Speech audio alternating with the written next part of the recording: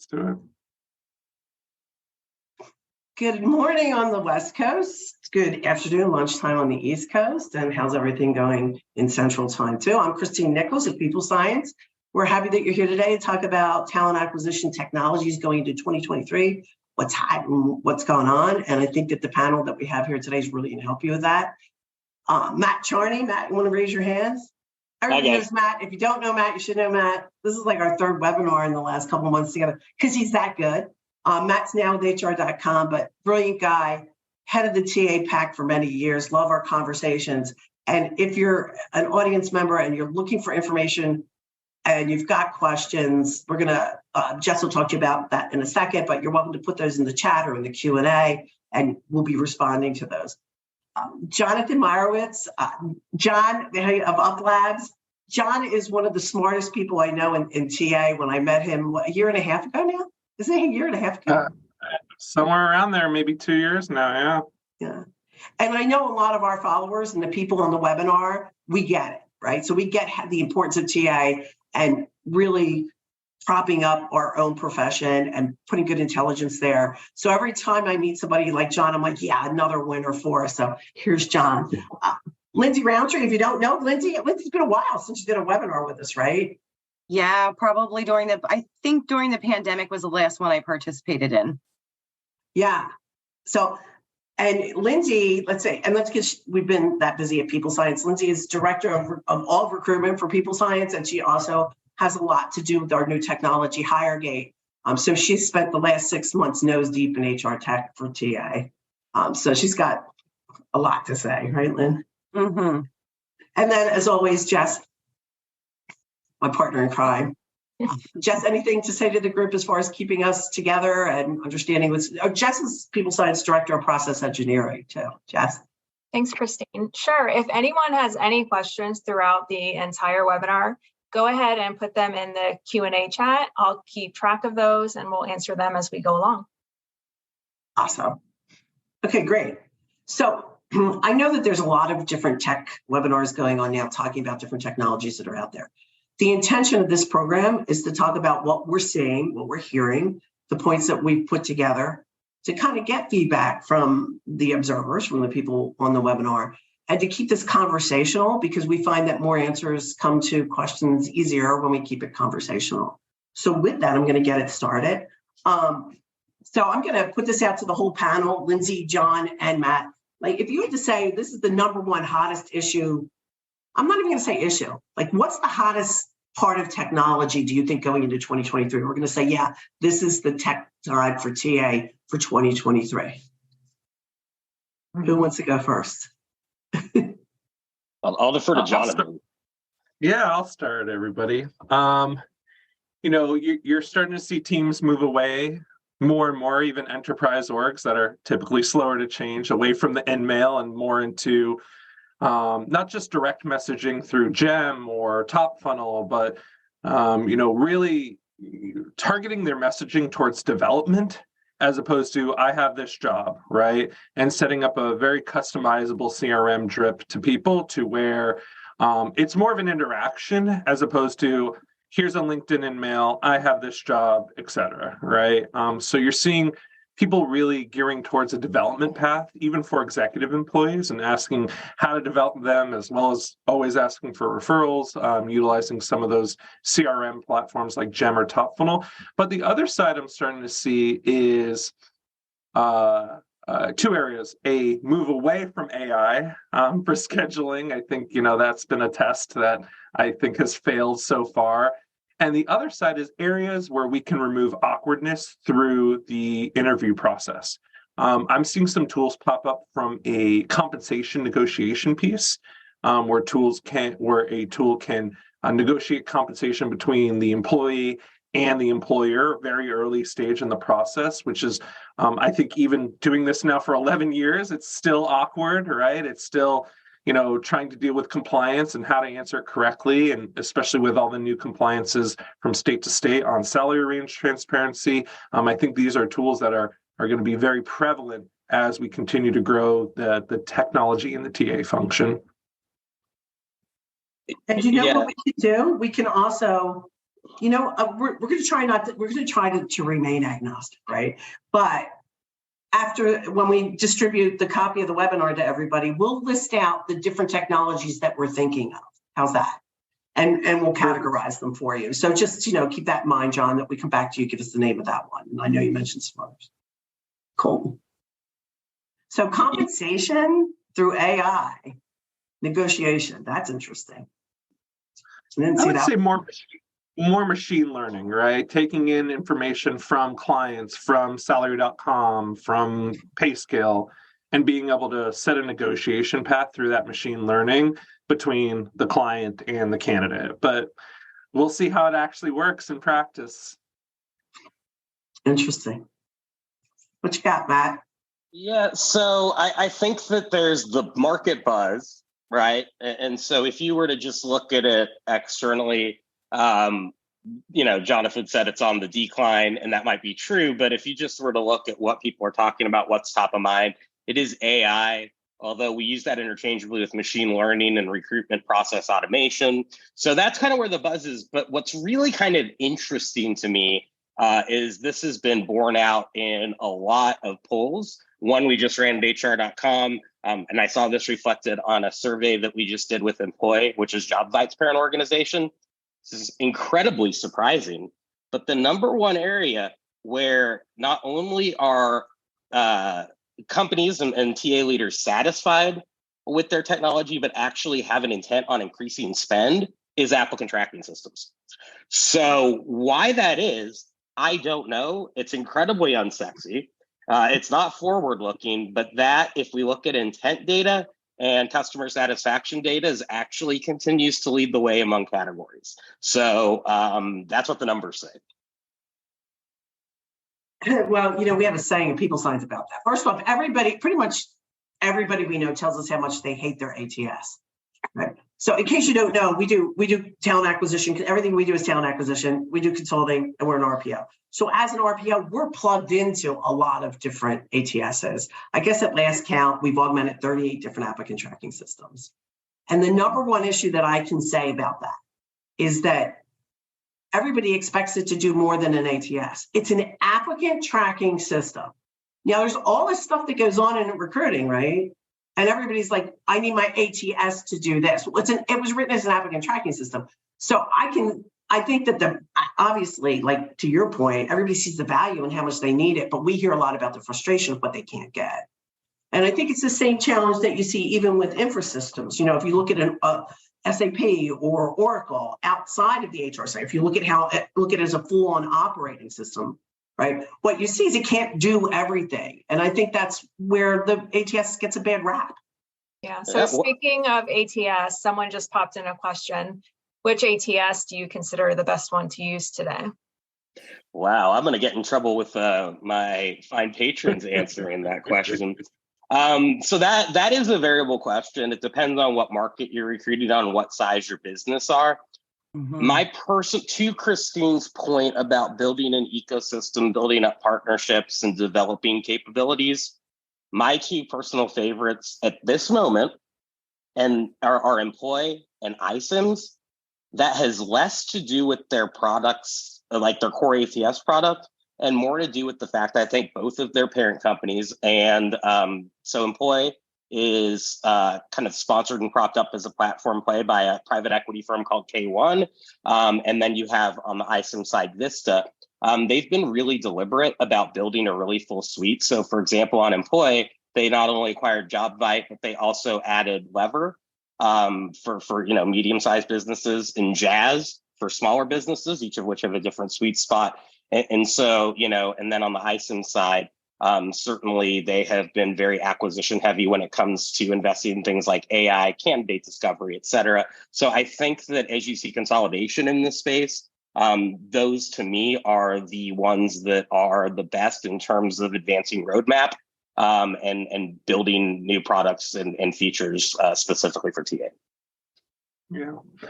From my side, I'm always going to be a greenhouse person just because of the sheer capabilities of integrations, especially, very dependent on what type of hiring you're doing.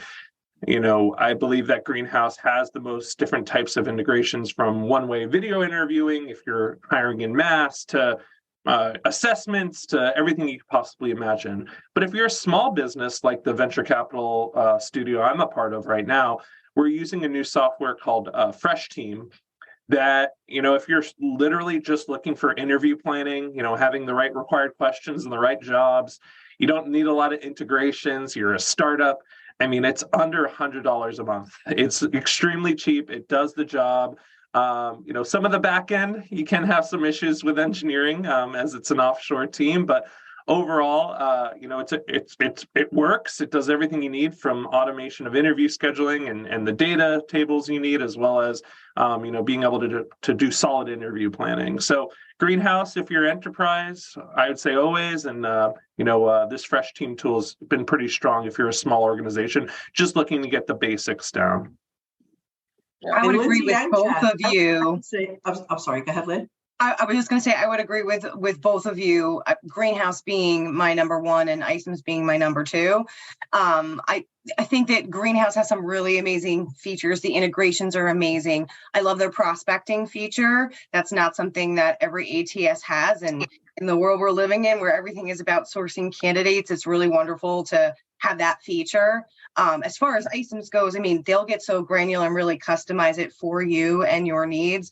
I really appreciate that about iCIMS, because I've used it for multiple clients over time, and it's really been nice to see how it can be used on a really basic level, and then a really more in-depth, like built out customized version that really supports the recruiting that's going on for that one client in particular. The ease of use that comes with Greenhouse, I mean, you can really just jump in and start recruiting on day one. It's not like, I mean, even the training process, you watch a bunch of YouTube videos, where iCIMS can be a little bit more convoluted and a little bit more confusing. The ramp up time there is certainly a little bit longer, but the way you can customize it to really support your needs is outstanding. So I would agree with both of you there on them being the top two ATSs. And I've used about 40 in the last 10 years or so. And so kind of watched them really grow and become something more. And I'd like to say that I think that some of the information you gave around how there's that satisfaction level with ATSs and how it's changing, I think it has to do with the evolution of them, right? Like, they're hearing the concerns from their clients, they're hearing the concerns from the users, and we're really starting to see them integrate these pieces that have been bigger holes. And no, that's not going to solve every challenge that's in front of us when it comes to the recruiting cycle, but the fact that TA is being heard and it's really starting to be customized more towards the method around recruiting for us as the client is wonderful to see. Yeah. Quick question, for you, Lindsey, around that with iCIMS especially. And if I get in trouble here as a sponsor, let me know. I'll stop. But with iCIMS, right? You kind of, for me, highlight a detriment of it, right? The fully customizable ability to kind of make it whatever you need for each type of environment. In my experience, especially enterprise environments where iCIMS is typically deployed, you have someone making decisions on that process that in most cases isn't the head of TA, right? So you're designing something that might not be adopted, as well as Greenhouse, where, like you said, out of the box, you're like, okay, I know what I'm doing here. Even for someone who's never done recruiting before, it's very plug and play. So that's where I see the detriment of an enterprise, very long-standing platform like iCIMS, is the sense that, one, it's run by an enterprise org. Who knows how quickly you can turn it around to, fix anything. It's not open source, right? Like Harvest API is on Greenhouse's back end, where you can literally program it to do anything you want. All right. So that's my kind of knock against these large enterprise ATSs, is that they're not as agile. Like, they can do all this back end stuff you're talking about, but it takes a long time, and they can only do it because it's not open source. 100%.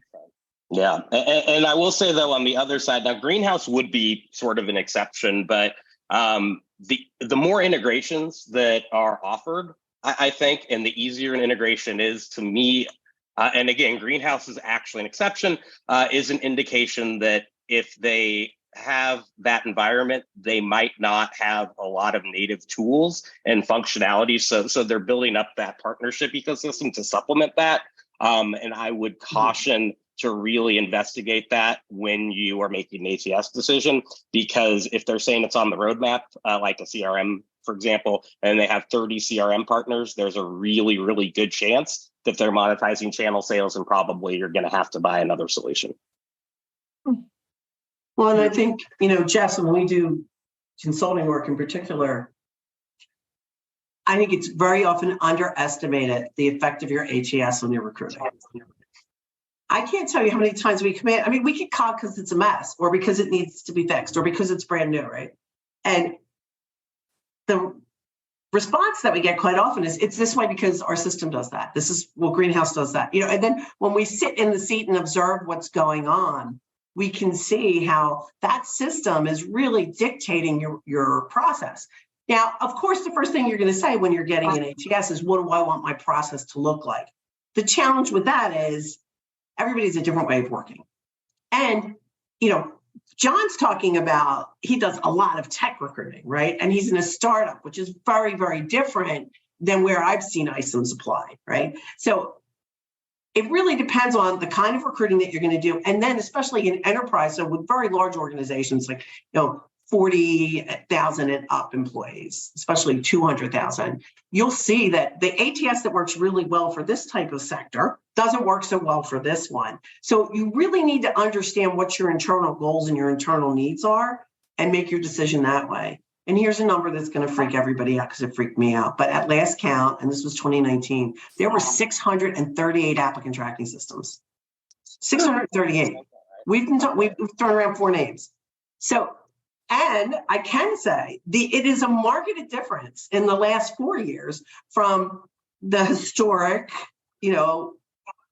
ATS to the modern day quick down and dirty. Ooh, my watch is talking, sorry. The quick down and dirty, like the one that John's using, and even for us, I mean, we have our own technology that augments our customers' applicant tracking systems that we're taking to market. There I said it. It's coming out, HireGate. You'll hear more about that in the upcoming weeks. But what we found is no ATS does everything.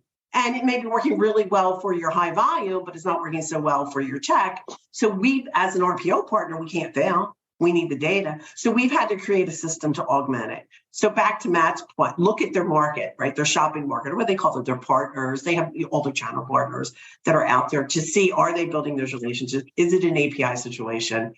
And I think you're going to find, too, that there's a lot of low cost, and it might be a little riskier if they've only been out there 1 or 2 years, but there's a lot of low cost systems out there that are extremely effective, much more so than some of the most expensive ones. The other thing I just want to add is you need to know what your back engine is. If you're running an Oracle system, Oracle has their own, what they bought Taleo some years ago and implement it. If you're running on SAP, you've got SuccessFactors in there. If your HRIS is Workday, that comes with an applicant tracking system. And they may not be the best solution for you, but because they're part of your back end, you've got to take a look at that. And that's where you're going to want to look for augmentation, because they're very large providers. They have a lot of initiatives, and you're not going to see tons of attention going to the other side of TA. Right now, it's all about retention and engagement, and that's where their work is going. So I think understanding where you are in the ecosystem and understanding the ecosystem is vast, and keep looking for what fits you. Yeah. Sorry, Matt, you were going to say something. Kind of. I was just going to say, yeah, I definitely think that if you look at market share, you nailed the big ones are Oracle, SAP, and Workday. And I would agree, you probably do want to take a look at those. But one of the biggest fights I do think that you will see when you go up market is getting investment for systems that aren't your actual tier 1 ERP. I do know that their customer net promoter score and CSAT numbers are by far the lowest. And that's because, again, to your point, they're not really actively investing in TA. It's almost an afterthought. So if there's kind of one TLDR, I think, from this conversation, you really do need a dedicated system, given the fact that it determines your processes, it determines your spend, and it determines your risk management profile. there is absolutely no reason why your system of record should be an afterthought, so. Yeah, I mean, and I think that's what chokes the whole process, right? And it's a crucial time in TA, right? We've got that huge gap. We're learning so much more. I think the profession itself and internally the C-suite's learning more about TA. This is a good time to do that. But the choices that we make as far as our technology are going to have a huge impact on the success factor. So not the coin success factors, that just kind of happened.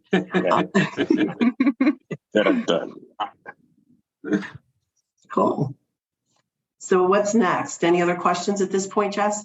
Yeah, I do have another one if you all would like to tackle it. Says, with the job market changing, many organizations are being asked to do more with less. What are your recommendations for TA folks to leverage technology to achieve this? And also, what do you think are the most important tools to invest in as a team looking to do more with less? That's a tough one. I think you have to understand at first where the holes are, what is the most time-consuming piece of the process. And then you have to seek technologies that are going to help fill those holes, right? So if you're in a high volume situation and you're spending, countless hours, phone screening, there are a lot of great products out there that you can utilize to help, speed up that process. So your recruiter's time is spent somewhere else. And so really taking a deep dive at what that recruiting process looks like currently, what are your most time consuming pieces, and then really going out and saying, what are the technologies that fill in those holes to give those precious hours back to the team that I have? And not every tool has to be expensive. You don't have to pick the most expensive tool. There are a lot of new tools that hit the market all the time that you can grab at a low price because they are so new. So really starting at the top and understanding what's time consuming and then putting pieces in place to have your recruiters reclaim that time will help provide balance. I can't echo that more, right? I just ran the same exact exercise internally here of what are the 3 buckets that are taking up my recruitment team's time here at UP.Labs, and how can we supplement that with technology or just literal headcount, whether it's offshore headcount, nearshore headcount, how can we augment that? So I think you have to look at it from a couple different ways. Is there technology out there that can supplement what we're looking for as one of our biggest time allocations? Typically, it's recruiting interviews, right? And can we set up a one-way interviewing tool where I've seen tools out there for, $50 a month, right? That can set up a one-way interviewing platform and really cut out some of that initial back and forth, which, as we all know, takes up a lot of our recruiting team's time. So, it's stuff like that, but it's also making sure that, for so long, enterprise LinkedIn subscriptions were something every recruiting team needed, right? And as we all know, that's $10,000 a year. So if we can cut out that, for one seat, right, and 25 individuals a month, right? So if we can cut that out, right, we're knocking down a humongous cost where a recruiter light seat with access to a pretty similar network is $100 a month, right? $150 a month. Mm-hmm. Yeah. And I think I'll add to that, like LinkedIn's tried for about 5 years to roll out an applicant tracking system. And they're still a huge, if you're like Smart Recruiter's customer, which says to me, this is not a great area of investment because, so for me, there has been an overinvestment in sourcing. And if I look at what the breakdown within talent acquisition spend on technology is, a huge amount of that is actually dedicated to both sourcing tools and also job advertising. I think job advertising actually tends to be the biggest area of waste, particularly if you're relying on a third-party agency. Or programmatic, as we'll call it, because you're relying on a third party to make that spend. They're getting margins on every single thing that's placed, generally regardless of performance.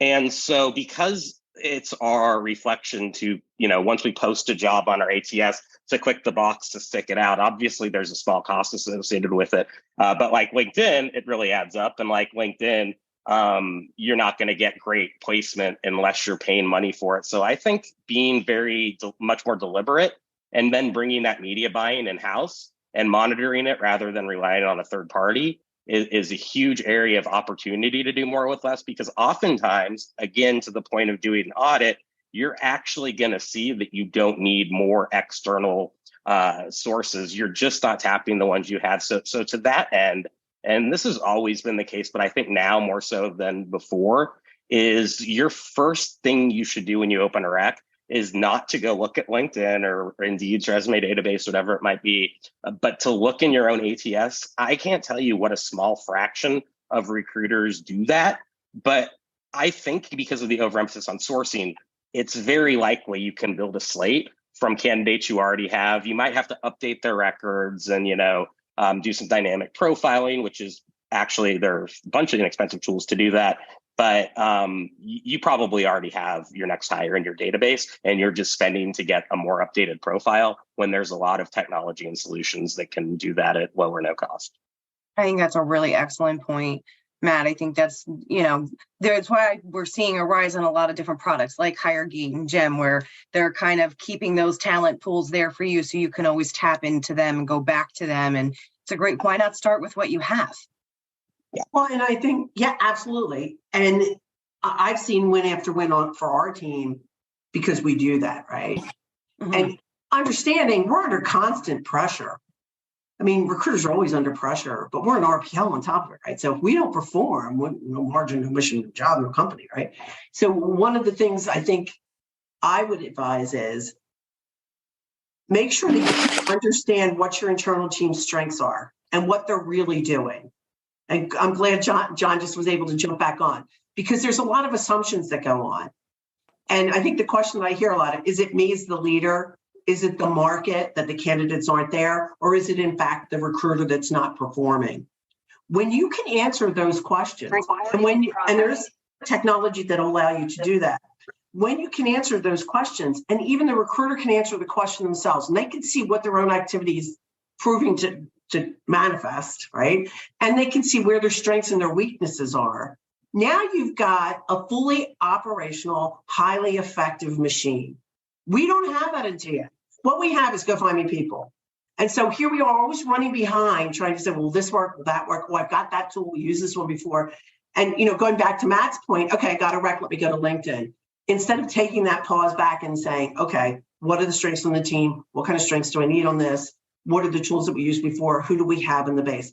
And the reason we just didn't have technology, we were just starting, like to go in what I would say in front of the ATS. If this is your ATS and it's capturing your applicants and your activity from here, it's all this good stuff, the pipelining that we were just talking about, that you can go into. I mean, if you categorize, and here's the thing, having watched recruiters working, we all put stuff everywhere. It was like a post note here. I think the inspiration for HireGate originally was like this one recruiter who had this notebook this big that was so cool, and he print really tiny on top of all these systems you're using. So when you take all that data and you put it together, you find things out like who's really good at sourcing, who's really good at engaging, how can you get your low engager better at engaging? Because now you've got real data and you're empowering them to do that. That's what's going to save us. That's what's going to elevate TA. And that's what helps us as an RPO keep meeting our goals. Because we know, not only that, it then becomes predictive, right? So now we're able to say, oh, here's a rec like the rec that we had last month. Here's what worked and here's what didn't work. So now we're saving all of that time. And we're not going to take John, who's really good at engaging, and force him into being a sourcer if that's not his strength, right? Instead of saying, everybody can do everything, and we can all recruit, we can fill these jobs. Good business practice. Technology will do that for you. Yeah. I know. Don't get me on my soapbox about that. No, it's like, and I think the other thing that I neglected to mention, very few companies right now have referral products or even like a referral program if you're not looking to technology source. And if you look across sources of hire, to my point about like external sourcing, at best in the last 10 years, it's accounted for about 15% of hires, whereas you consistently have internal mobility and then referrals constituting between 80 and 90, somewhere in there, depending on the year percent of hires. So given the fact that you already know or that person knows your next hire with an almost absolute degree of certainty, I think investing in those programs is better than investing in continuing to build a pipeline. So there's nothing wrong with really focusing on internal employee engagement in addition to using tools like GEM for external talent communities. Yeah. Completely agree. And we have it built into HireGate. Right? Perfect. I think we have the referral system built in there. So, some of these plugins are great. So if you've got a system that doesn't have the referral system built in, you use HireGate to customize it, set it up, and off it goes. The good thing about tracking all this recruiter activity in a B2C environment is that your candidate is your customer too. Yeah. So when you're building your budget, when you're building your business case, if you can really talk about the effect of that recruiting market on your own client, it makes a huge difference. And we've been able to take data from recruiting. Who was just talking about some metrics, all right? So the machine learning piece that you're talking about that's gathering the compensation. We had a company that we worked with for years, and we had done a lot of recruiting with them in sales, and they were coming out with a new product. And they had gotten a bunch of information from 2 different consulting houses about what the bonus structure should look like, what the pricing for the product should look like. We were able to go back into our data for recruiting for them for a similar product and justify and non-justify some of that information, which we believe and they believe saved them about $1 million in their first opening. So that's how effective recruiting data can be. And we're not even acknowledging it. But I can guarantee you the more these front ends on top of the ATSs, the more of that data we collect, the more we're going to see that influence everything. Yeah. And data is really, I mean, that goes without saying. If for any of these, you can't effectively, if you're CFO, because we are in a belt tightening sort of period right now, calls you into their office and they're like, you spent this amount of money on the system. What was the ROI? If you don't have an answer for that, you're in a lot of trouble. And the more money you spend, the more exposure you're creating for both yourself and the department. So I would caution there, rather than just exclusively looking at how to augment your existing stack, look for ways to consolidate it as well, because 90% of the time, I'm making up a number there, there is, I don't want to say this from Paul, but it's a process issue and not a platform issue. And that's much cheaper to fix and has a lot lower cost associated with maintenance if you can optimize process rather than platform. And then sometimes you will need a platform, but generally it's not the first step or the easiest solve. What do they say, Matt? 90% of everything we do is user error, right? Making up a number again. That's right. Yeah. No, and I always feel the need to caveat that because 94% of statistics are made up in this industry by some vendor. So, have to couch that out. So I was just about to quote the HR.com report, but I'm like, no, that's statistically validated. That I can say. Of course. No, and I think that's the thing with AI too. AI, it's great, right? If you have the information. I think the problem is, machine learning's kicking butt, but you have to have the data. How is it going to help if you're not collecting the data? So you've got to get the data, and you have to have enough data first to really start to get the machine learning to kick in to come up with good results. I did want to mention that we were talking about employee engagement and how important that is, right? We did Ignite, and we'll put it in here this year, a tool that uses AI to tell us on the LinkedIn profile, the personality profile of the person that you're looking at. Have you seen this?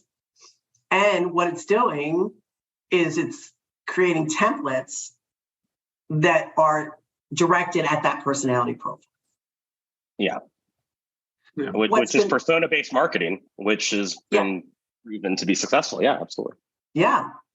I don't think it works right yet, because what it's doing is it's pulling the data from your LinkedIn profile. And so I know what my behavioral profile looks like. And this one's different.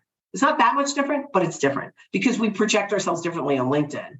However, I think the more we use it and the more it's in there, the more interesting it gets.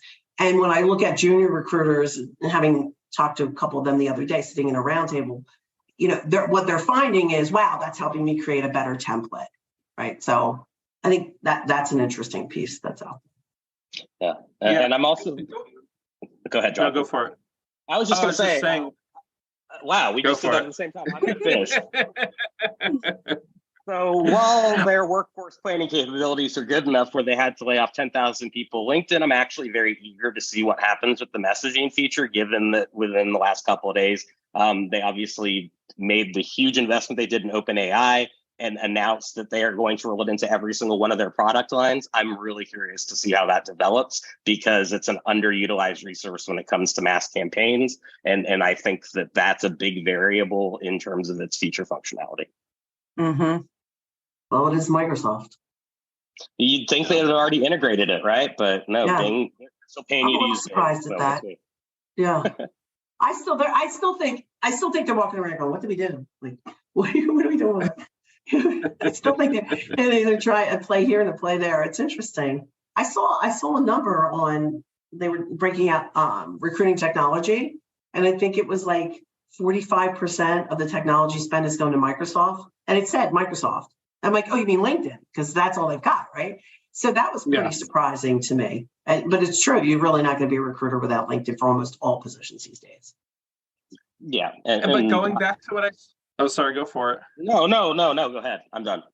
What I was going back to is you're right. Unless they slowly change the way their platform interacts with their client base, which their client base being the job-seeking public and networking public and white-collar business, they're going to have to change that interaction or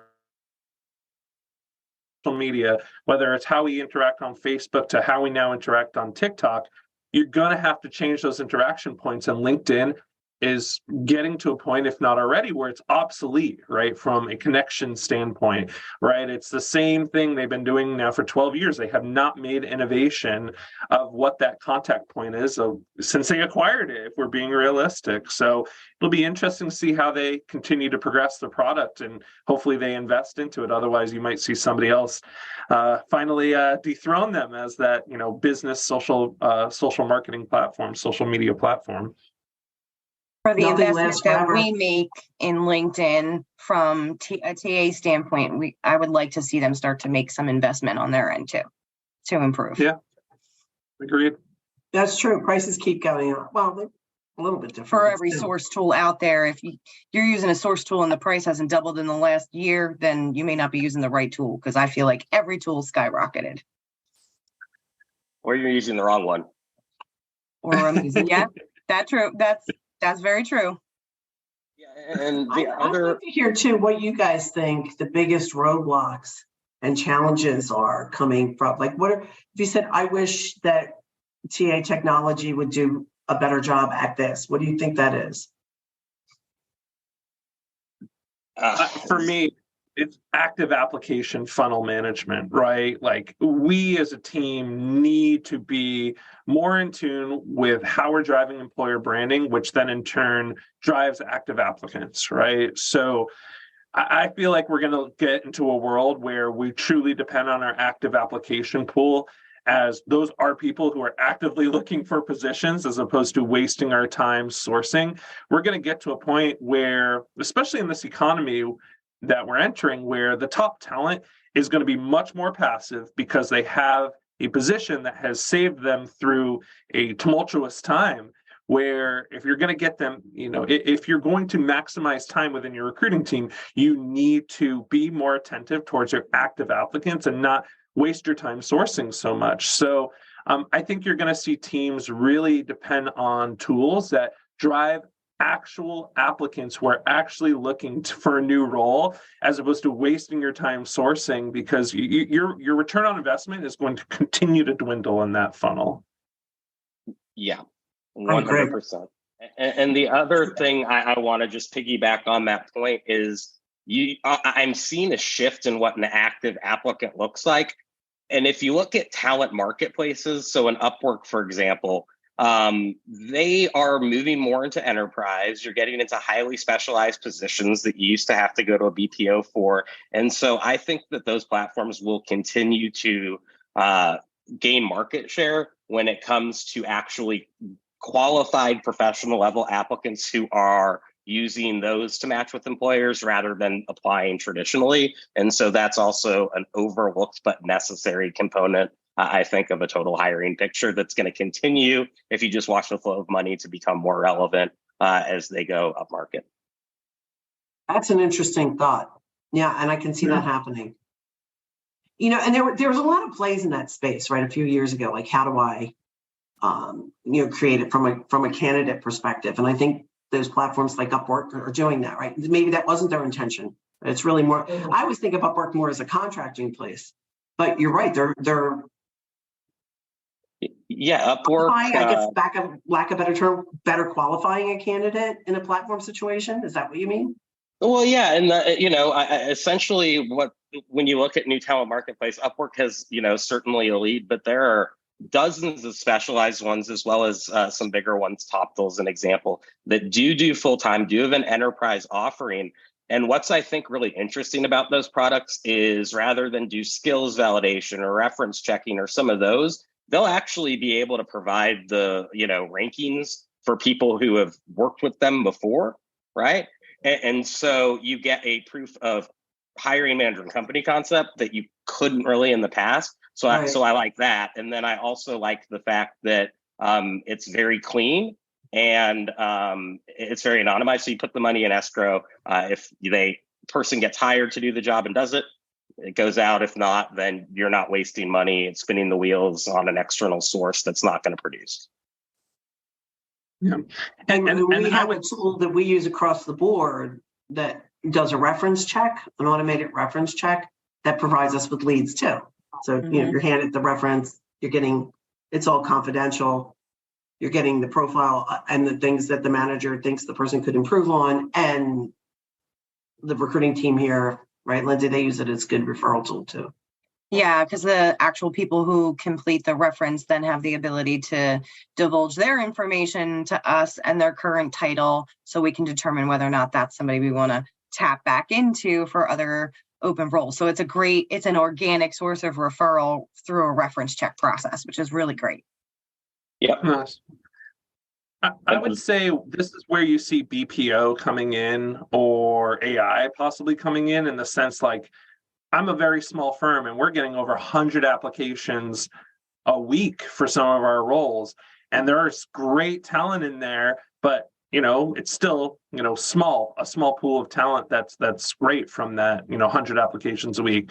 So the ability to utilize AI or BPO to go through those applications, learn from, maybe it's more machine learning, learn from what passes into next stage and what doesn't, and funneling those resumes up and rejecting the ones that don't. Like that's where I see the possibility of AI or ML being a very large resource to talent teams, especially in enterprise environments where there's 300 jobs posted more, right? So that's where I see an area of AI or ML actually having a large effect on what we do, as well as actually driving applications to the jobs, right?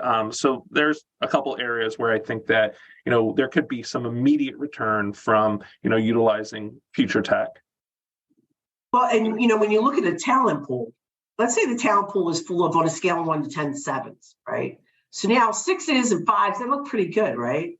But if you're looking at a talent pool that is like including 8s and 9s, all of a sudden the same 6 and 7 doesn't look so good anymore. So I think as one of the things that HR.com, their first finding, we were just talking about this before you guys got on, the first finding I saw in that report was about, was it 26%? Only 26% of companies polled were happy with the quality of the candidates that they hired last year, between 80 and 100%. So did I get that right? Did I explain that the right way, Matt? Yeah, you did. And again, I've seen this echoed in similar reports. I think that's going to start being a huge area of focus is candidate quality. It's going to happen at the expense of speed. Right now, how do we define quality? Quality of hire is still a completely subjective metric, but I do think that we're going to really, to Jonathan's point, the more that we learn about who's passing through, more importantly, who's sticking around, because to me, quality of hire is determined by internal mobility rather than immediate impact on an organization, right? So how flexible and agile are they to take on different roles and move around within an organization.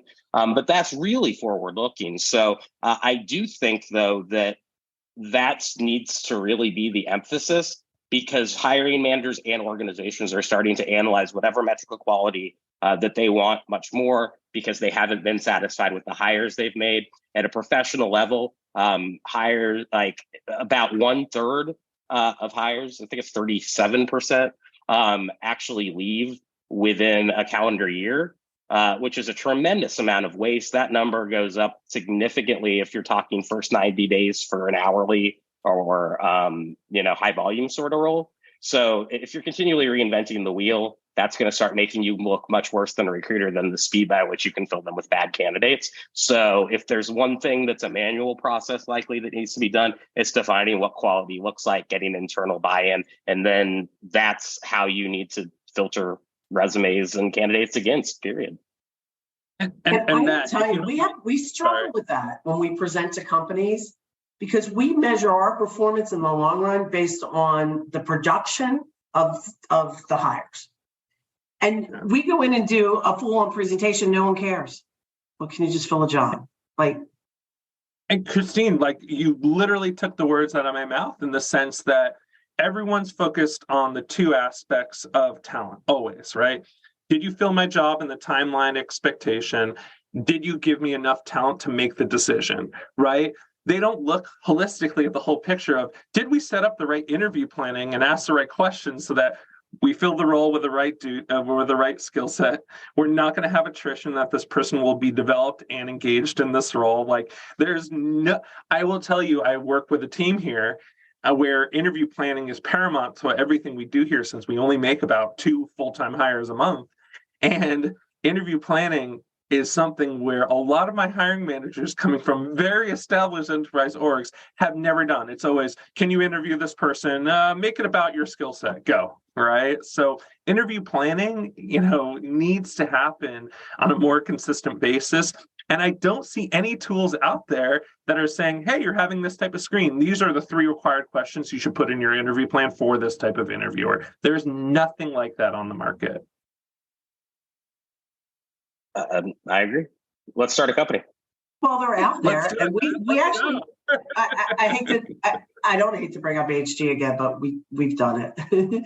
So we talked to you about that job, but HG does do that. So it allows us to put those kind of systems in place, and then to track the reality the next year.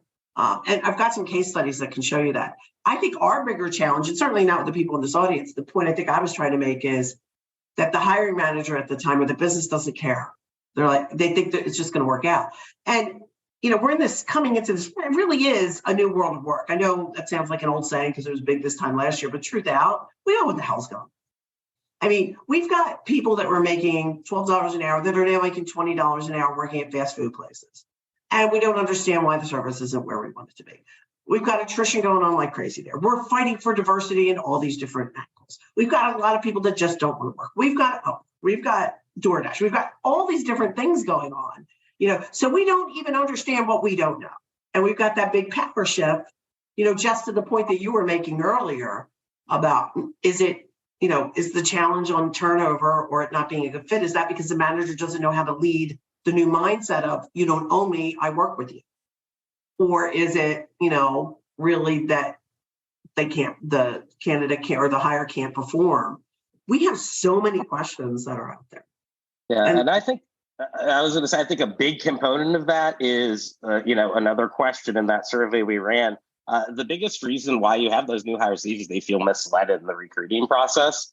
And so because we do put a focus on expediency, and obviously if you're, what true top talent, not in the quote unquote way, you're going to have options and you're going to get found out really quick. So the more emphasis we put on again, speed and volume, the more likely we are to not just take the time to really give an accurate portrayal. And so I think that really is going to start being another area of emphasis. It's like you have to show the sweet and the sour.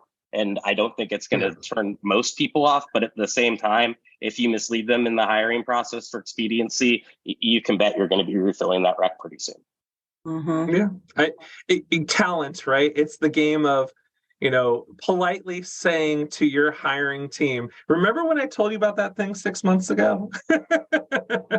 Right? It's the constant struggle of talent, of advising for the future, not being listened to, and then eventually being listened to when they see the attrition rate, when they see the quality of hire, when they see the process, and then the interview planning, right? So, I think this is all driving more to talent acquisition having a seat at the table, especially when you talk about teams becoming smaller and consolidating because of what's happening in the market, right? So this process really needs to be really tied with a bow. Otherwise, teams aren't going to be able to fulfill requirements and expectations.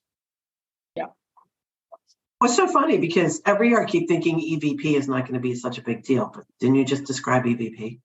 You've got to know what your EVP is, right? How are you representing the job, and does it fit? And just because that person would work well with Lindsey, and Lindsey's EVP is that way, if Jess is a different department and she manages differently, now we're sending a mixed message. So that lineup, to Jon's point, the lineup with your HM and really understanding who you're hiring for and who works well with them is everything. Yeah, and that's one overlooked part of the process again that I hear again and again, and I'm sure Jonathan does it because he's awesome. But just having an SLA and a kickoff meeting when you open a rec makes all the difference in the world, right? Because not only are you hearing what the hiring manager is looking for, you're able to come to some consensus that you have in the past. So one of the things that I found to be really effective in those is saying we're going to cut off resume submissions by this time, provided we have this amount of people, or I'm only going to give you 5 people, but I'm going to be screening up to this date. And I'm going to give you the 5 best. You can control a lot of those factors if you take the time to manage a hiring manager. And unfortunately, I don't think very many recruiters take the time to do that. I can't echo that more. We're running through a practice here at a small firm where it's me and a couple of consultants where, we are trying to cut down on interviews as a recruiter screen. We did 192 over the last 3 months, which is insane, as well as the fact that we need to consolidate the amount of interviewers and interviews in the actual interview plan, as well as that we're diversifying our interviewers here at the company so that we're not loading all these interviews on one person's plate in product or engineering or business operations, right? So it's a game of all 3 things: diversifying your interview pool, cutting down the amount of interviews, and then on the back end, as Matt mentioned, only having so many interviews, right? Utilizing that hiring manager as a focal point of saying, should I even waste my 30 minutes on this candidate before I hop on the call, right? So it's that alignment that consistently needs to happen. Well, and I think as an RPO, when we come in quite often, it is that disconnect is a huge part. I mean, we have to be really, really good at that. And unfortunately for us, but kind of fortunately now, we have to build a case. Right. So our last, and Matt, you were on this, right? Our cost of vacancy. That calculator is up and live, by the way. If you're interested, just put it in the chat. We'll send you a link to it. But to help hiring managers understand the importance of doing the interviews and not just letting it go and not responding. That's what's amazing to me. Hiring managers go into a black hole and you don't know why, right? You're like, oh, you want to make a hire. Why aren't you getting back to me? It almost always means they don't like the resume, but you don't even know what they don't like about the resume. So now you're walking in circles saying, I don't even know what I'm looking for. So I think, really educating the hiring managers, building that trust to the point where they understand the importance and the role that they play in their feedback. Of course, it can all be really helped, of course, by that initial intake call. But I don't know how many times you do the intake call and then you present a candidate, oh, no, I meant I needed this. Yeah, that's when you find it out, right? It's after you start the interview process that you find out what you really need, especially in the new position. Yeah, and I was just talking to the head of talent at a Fortune 50 company about this. But the other most overlooked part is that submission letter. Like, here's the candidate, but here's why you should be looking at them. That is such a huge variable in whether or not that person's going to move on in process or not. And I think people don't take the time to really lay that out. We don't read cover letters, but hiring managers do read those. And the one thing that I have found to be astounding is if you can find commonalities between them, whether that be former employers, alumni bases, like they both live in the same city, and reload and emphasize those commonalities again in a way that's still DEI friendly. That's going to move the needle more than any technology or training period. So I would say. I can't agree more with that. And we do it in executive recruiting, right? You set up the 2 to 3 concise bullet points in your presentation. Why doesn't that happen across the board, right? Now, are we going to make a presentation for every single senior manager role? No, right? But there are things that we can take away from that process that we've seen while working with a executive retained search firm, where we can institute that throughout our process. There's another side of it too, right? It's not rushing through a process, right? It's collecting a certain amount of applicants, screening them through and saying, we're only passing these 3 to the team, right? So it's kind of holding the hand also of the hiring team and saying, you don't want to see every person who comes through my door. Let me, compile and shortlist 3 to 5 candidates. These are the people your team should be interviewing. And I get it. So many teams want to be a part of the whole process. They want to see the volume. They want to see, for some reason, to make sure you're actually doing the work you say you're doing, which that trust needs to continue to build within talent and the rest of the corporate function, right? But in general, right? Trust me that I'm doing the work to make sure you're going to be shortlisted, the best 3 candidates I meet out of a pool of the top 80 that I sourced, right? So I think that communication needs to happen, that trust needs to be built, and hiring teams need to see less candidates at the end of the day to create an expedited process. I'm going to write a blog on help me to help you to help me to help you. But, and trust me. Yeah, when help me. Yeah, and I think the one thing we forget, and sounds so stupid and fundamental, there's one recruiting metric that holds true, like across the board. For every single requisition, exactly 1 candidate gets hired. Now, obviously, you have some variables with interns and things like that. So the idea of getting people engaged with the brand, bringing them through the process, like to Jonathan's point, less is always more, particularly as you get up an org chart. But there's no sense in developing candidates who aren't going to have a chance, because ultimately just make the damn hire, and there may be recs you can go 1 for 1 on that if it's the right person, the right profile, right? So. No, I'm lucky to be in an environment where we've gone through an executive recruiting process, and now there's the trust bill, and we have a candidate that a couple candidates we expedite through the process because we know the work is being done on the front end through top of funnel. So I'm with you. It's that trust built with your teams of, we're going to expedite this candidate because we know what's happening on the front end. We're only going to be okay looking at the top 3 candidates because we know what's happening on the front end. So it's that consistent level of trust that needs to be built, especially in startup environments where you're working with and building a new team. And the resounding theme from Lindsey, Matt, and Jon is this confidence. You have confidence in the work you're doing. You have confidence in your ability to counsel your HM, confidence in the fact that you're going to fill the job the right way. And that translates. And I think data and technology can help us get there. And I also think it's kind of, like a secular thing, right? So the better we get at doing that, the more funding we can get for more technology to keep going. I know we're coming up on the hour here. Jess, is there anybody that we haven't gotten to that we need to? No, we answered all the questions, and I know we have 2 minutes left. So any final words from the panelists?